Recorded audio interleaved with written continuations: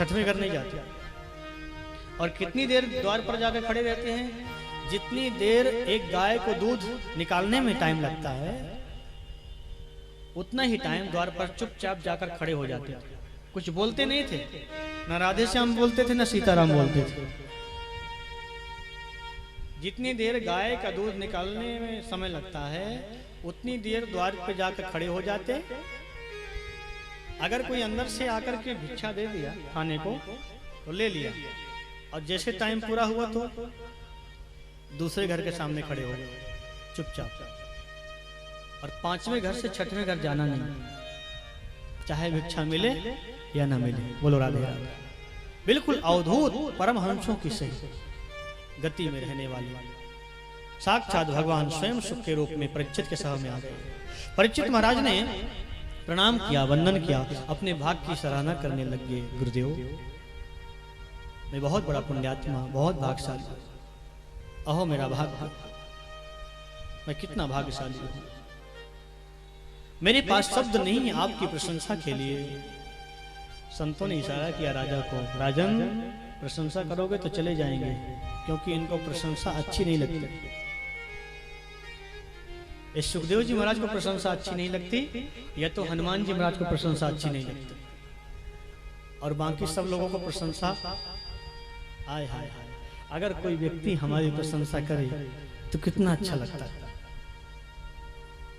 प्रशंसा, झूठी प्रशंसा सुनने में इतना आनंद आता है। और जो अहंकारी व्यक्ति होता है वो अपनी प्रशंसा ज्यादा चाहता है, और उसका स्वभाव क्या होता है, जब तक प्रशंसक पास में रहते हैं तब तक प्रशंसा सुन सुन करके बड़ा गदगद होता है, और जब प्रशंसा करने वाले चले जाते हैं पास से तो अपनी प्रशंसा स्वयं गाने लग जाता है। ऐसा स्वभाव होता है। संतों ने इशारा किया, प्रशंसा करोगे तो उठ करके चले जाएंगे, इसलिए प्रशंसा मत करो, अपने काम की बात करो। बोलो राधे राधे।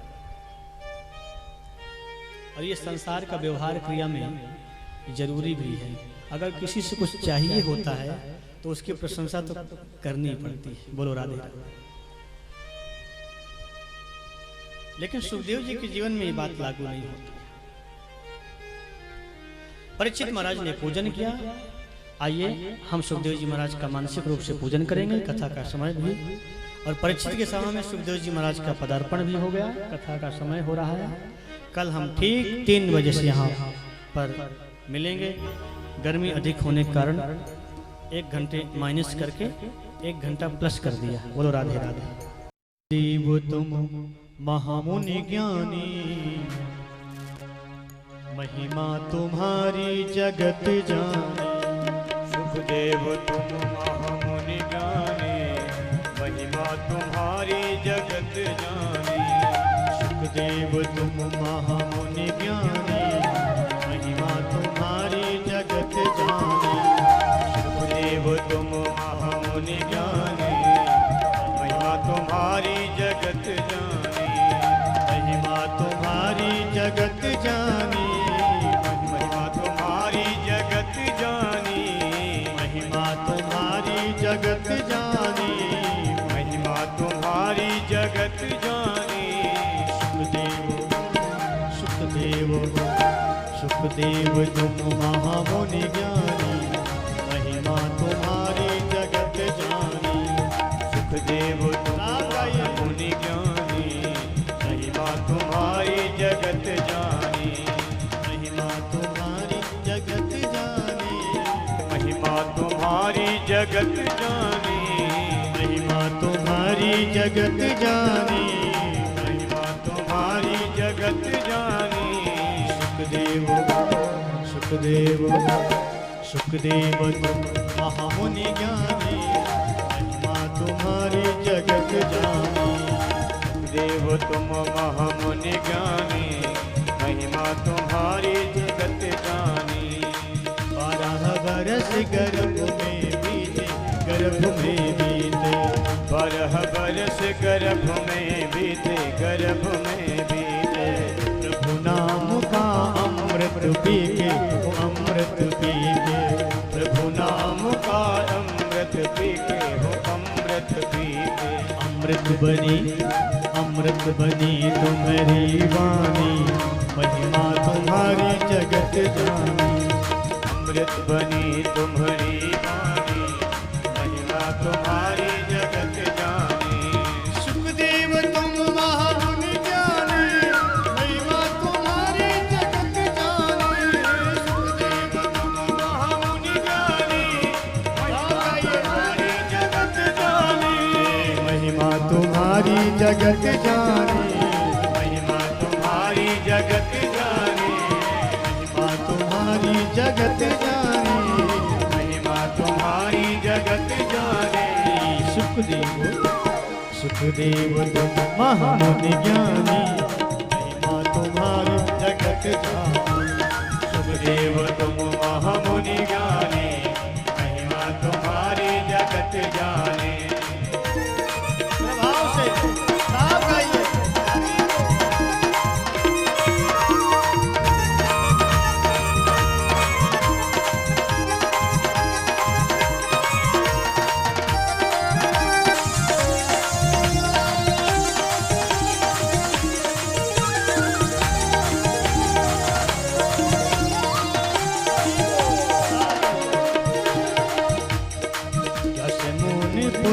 तुम कहलाओ, हाँ तुम कहलाओ। व्यास पुत्र मुनि तुम कहलाओ, हाँ तुम कहलाओ। व्यास पुत्र मुनि तुम कहलाओ, हाँ तुम कहलाओ। व्यास पुत्र मुनि तुम कहलाओ, हाँ तुम कहलाओ। अज्ञानी को ज्ञान बताओ, अज्ञान बताओ। अज्ञानी को ज्ञान बताओ, अज्ञान बताओ। अज्ञानी को ज्ञान बताओ, अज्ञान बताओ। अज्ञानी को ज्ञान बताओ, अज्ञान बताओ। राजा परीक्षित भये ज्ञानी, राजा परीक्षित भये ज्ञानी, महिमा तुम्हारी जगत जानी। सुखदेव तुम महामुनि ज्ञानी, महिमा तुम्हारी जगत जानी। सुखदेव तुम महामुनि ज्ञानी, महिमा तुम्हारी जगत जानी। सुखदेव तुम महामुनि महिमा तुम्हारी जगत जानी। महिमा तुम्हारी जगत जानी। महिमा तुम्हारी जगत जानी। सुखदेव सुखदेव तुम महामुनि ज्ञानी, महिमा तुम्हारी जगत जानी। हरि सुखदेव तुम महामुनि ज्ञानी, महिमा तुम्हारी जगत जानी। जरा दोनों हाथों पर उठा करके भाव से तालियों के साथ भाव से गाएं।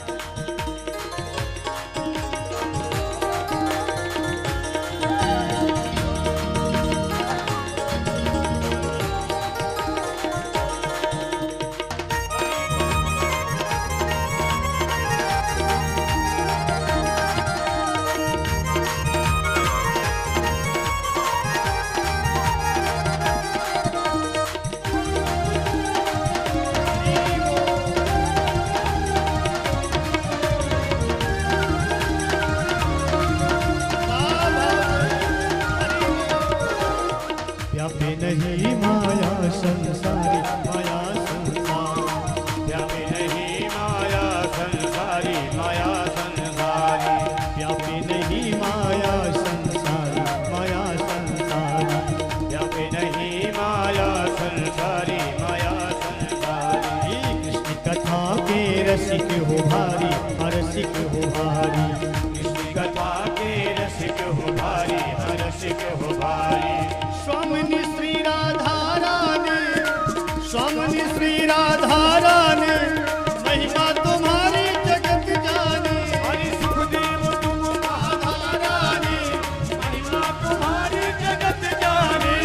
सुखदेव तुम महामुनि ज्ञानी, महिमा तुम्हारी जगत जानी। हरि सुखदेव तुम महामुनि ज्ञानी, महिमा तुम्हारी जगत जानी। महिमा तुम्हारी जगत जानी। महिमा तुम्हारी जगत जानी। महिमा तुम्हारी जगत जानी। महिमा तुम्हारी जगत जानी। सुखदेव सुखदेव तुम महामुनि ज्ञानी, महिमा तुम्हारी जगत जानी।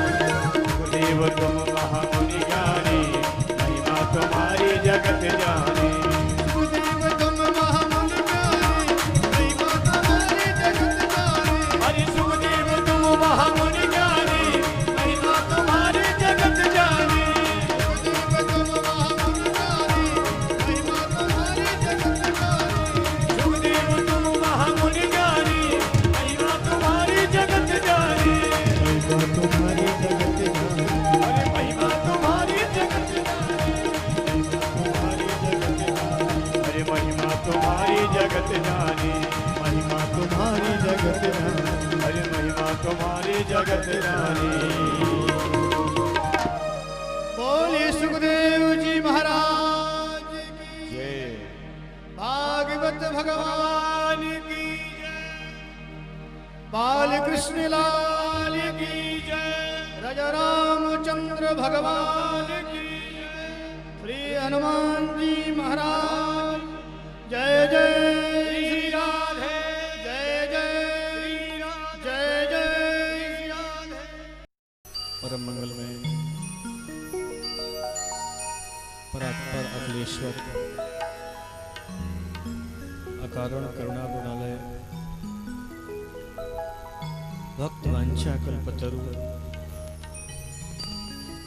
तड़िंदित विनिंदित पीतांबरधारी भगवान बालकृष्ण प्रभु की वांगमयी प्रतिमूर्ति श्रीमद्भागवत महापुराण का आज हम सब तृतीय दिवस में प्रवेश करें।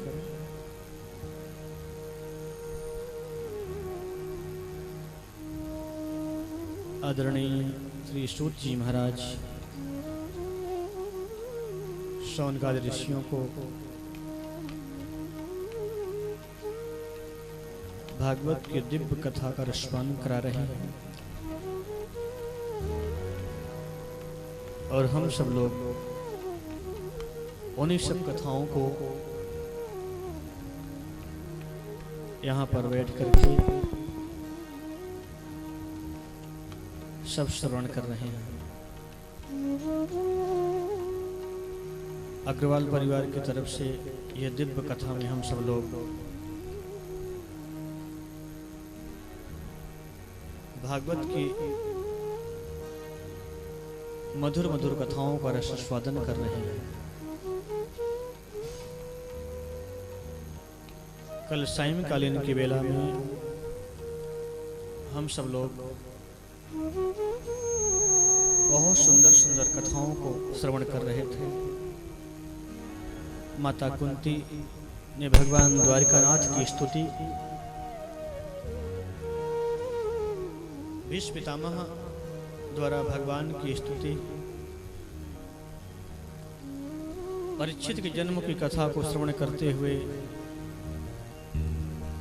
श्री शुकाचार्य भगवान परीक्षित के सभा में आगमन हुआ और परीक्षित महाराज ने श्री शुकाचार्य भगवान का पूजन किया।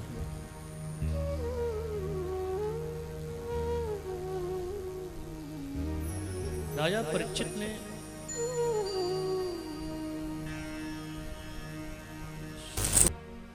हाथ जोड़ करके वंदन किया है। परीक्षित महाराज कहते हैं आज अतिथि के रूप में स्वयं भगवान सुखदेव जी पधारे हैं। परीक्षित महाराज कहते हैं आज मैं किन शब्दों से आपकी सराहना करूं, मेरे पास शब्द नहीं है। आज अतिथि के रूप में भगवान स्वयं मुझे दर्शन देने के लिए आ गया। केशां संस्मरणात् पुंसां सद्या शुद्ध्यन्ति वैग्रह किं पुनर्दर्शन स्पर्श पादशौचसनादिभिः।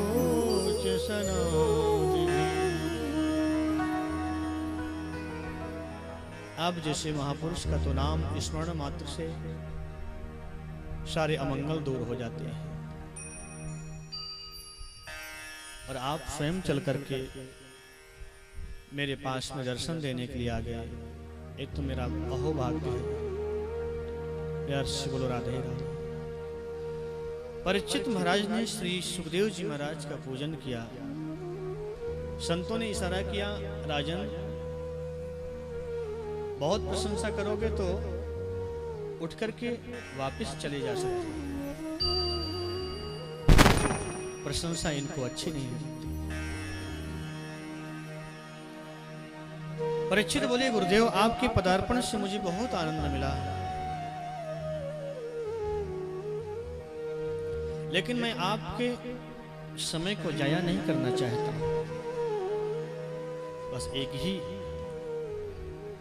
प्रश्न है मेरे जीवन का, एक ही प्रश्न करना चाहता हूं गुरुदेव। अतः प्रक्षामि संसिद्धिं योगिनां परमं गुरुं पुरुषस्य यत् कार्य म्रियमाणस्य सर्वथा। जल्दी मरने वाले व्यक्ति की मुक्ति का उपाय क्या है? कितना संक्षिप्त प्रश्न किया है। और परीक्षित महाराज ने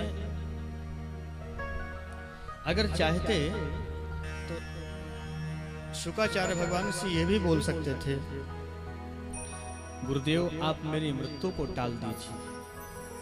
और शुकाचार्य भगवान परीक्षित के मृत्यु को टाल सकते थे, ऐसी सामर्थ्य थी उनमें। बस कृपा करके मुझे बताएं, जल्दी मरने वाले व्यक्ति की मुक्ति का उपाय क्या है? शायद परीक्षित महाराज हम सबकी तरफ से हमारा प्रतिनिधित्व कर रहे हैं कि मरना तो सबको ही है और किसी की भी जीवन का कोई ठिकाना नहीं।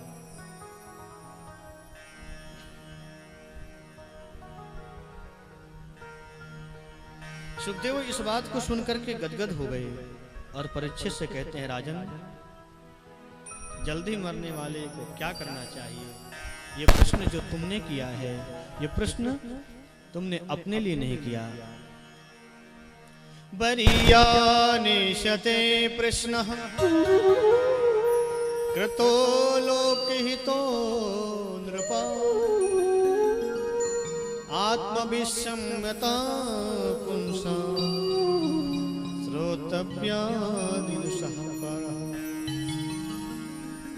राजन जो तुमने प्रश्न किया है, पूरे समाज के कल्याण के लिए तुमने प्रश्न किया, समाज के उत्थान के लिए किया। और राजन मैं तुमसे बताना चाहता हूं कि सतयुग में व्यक्ति की उम्र 1,00,000 वर्ष होती थी। 1,00,000 वर्ष लोग सतयुग में रहते थे। सतयुग के बाद जब त्रेता युग प्रारंभ हुआ, तब त्रेता युग में व्यक्ति की उम्र केवल 10,000 वर्ष बची। द्वापर आते आते 1000 वर्ष, और कलयुग में राजन व्यक्ति की उम्र केवल 100 वर्ष,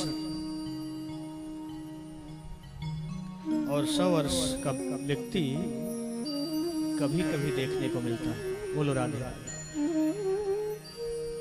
और जो 100 वर्ष पूरे कर लेते हैं लोग, उनकी शताब्दी मनाते हैं। वो बड़े दिव्य पुरुष माने जाते हैं।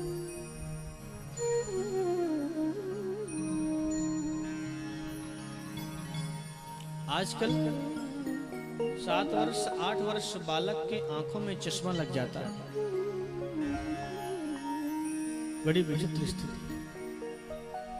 16 वर्ष की आयु में बाल सफेद होने लग जाते हैं।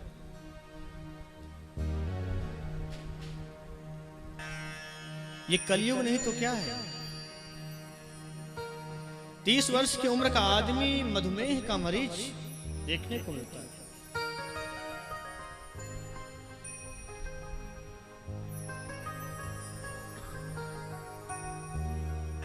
कोई हार्ट पेशेंट है,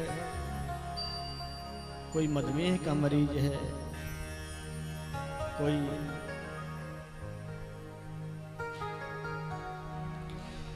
ये कलयुग का प्रभाव। सुखदेव जी कहते हैं, वेद की ओर से कलयुग में व्यक्ति की उम्र 100 वर्ष निर्धारित है। कलयुग एक व्यक्ति को कम से कम 100 वर्ष जीना चाहिए, लेकिन कोई 70 वर्ष, कोई 60 वर्ष, कोई 80 वर्ष और 90 वर्ष जाते जाते तो सब चले जाते हैं। 100 वर्ष की उम्र निर्धारित कलयुग में शास्त्रों की तरफ से हुई, और इस 100 वर्ष तो जो हमारे मिले हैं, वो 100 वर्ष में 50 वर्ष तो हमारे सोते सोते व्यतीत हो जाते हैं। 12 घंटे की रात्रि और 12 घंटे का दिन, दोनों मिलाकर के तो एक दिन होता है। 50 वर्ष सोते सोते बीत गए, 25 वर्ष तक खाए पिए बड़े हुए, पढ़ाई किए, और माता पिता ने विवाह कर दिया। बोलो राधे राधे। और जब विवाह हो गया तो विवाह होने के बाद मालूम है क्या होता है? जो प्रेम स्नेह माता पिता के चरणों में होता है, वो प्रेम स्नेह माता पिता के चरणों से उठा करके श्रीमती के चरणों में समर्पित कर देते हैं। ससुरार प्यारी भई जब से, रवि रूप कुटुंब भय तब। फिर तो माता पिता भाई बहन सब पराई जैसे दिखने लगते हैं। 25 वर्ष जो शेष बचते हैं संसार के कार्यों में निकल जाते हैं। सुखदेव जी ने कहा, राजा जल्दी मरने वाले व्यक्ति के मुक्ति का तो एक ही उपाय है।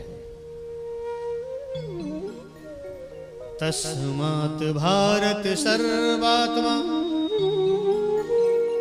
भगवान ईश्वरो हरि, श्रोतव्यः कीर्तितव्यश्च स्मर्तव्यश्च क्षतभयम्। राजन, जल्दी मरने वाले व्यक्ति के लिए परीक्षित केवल एक ही काम करना चाहिए। खाते पीते सोते नाचते गाते हर परिस्थिति में केवल एक काम, कि श्वास श्वास पर कृष्ण भज, वृथा श्वास जन को ना जाने या श्वास की आवन हो या न हो। जो श्वास निकल करके चला गया वापिस आएगा कि नहीं आएगा इसकी गारंटी नहीं अपने पास। इसलिए प्रत्येक परिस्थिति में परमात्मा के नाम का स्मरण करना यही मुक्ति का उपाय है। कर से कर्म करो विधाना, मन राखो जहां कृपा निधाना।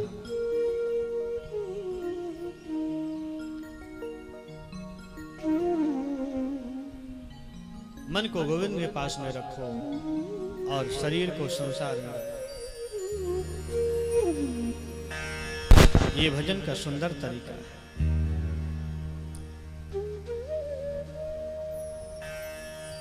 मन जब तक गोविंद में नहीं तब तक शरीर से हम कितना भी परिश्रम करें,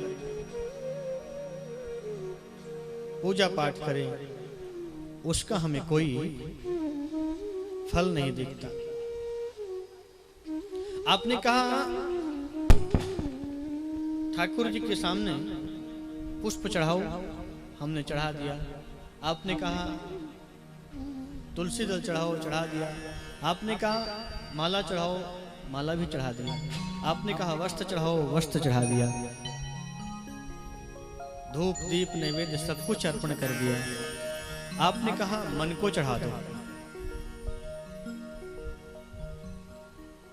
हमने कहा देखो भाई ये मन हमारे बस में नहीं है, मन हम नहीं चढ़ा सकते।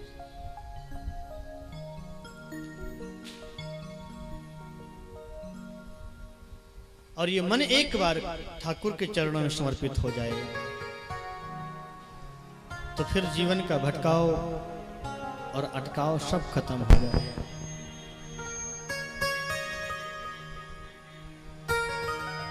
आपको कलकत्ता से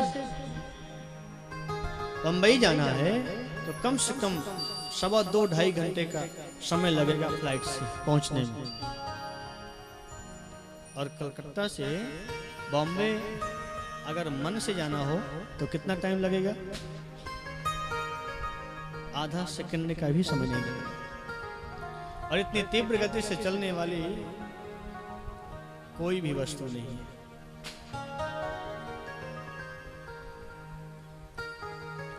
परीक्षित कहते हैं मन को किसी भी प्रकार एक बार गोविंद के चरणों में समर्पण कर दिया जाए तो जीवन का सारा परिश्रम सार्थक हो जाए।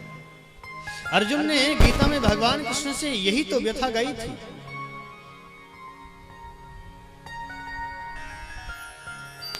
हे प्रभु, इस मन को गोविंद के चरणों में कैसे लगाऊं,